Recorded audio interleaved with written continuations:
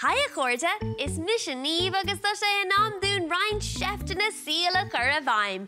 Inniu, bé ag buan tríalas chefta cow roilin cunas muicín airgid a dhéanamh, le cowrúlaat airgid a hóbháil.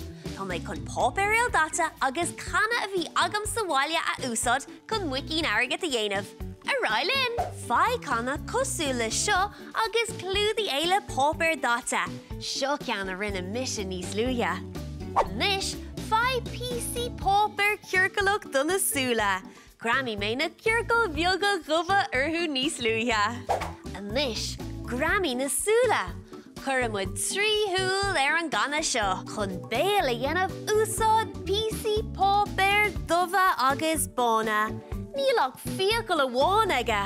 Measú an dhearna sé darmad a cuid fiacail a glanna agus é ag fós a níos.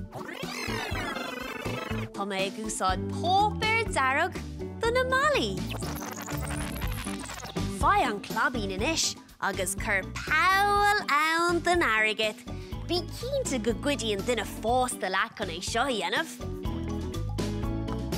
Agus féach agus seo ceann eile a rinne mé níos luia. Sin é, má sibh sa bhaile, a nis is féidlinn ar gcuid airgid a hóbháil. Nach bhfuil siad granmhar.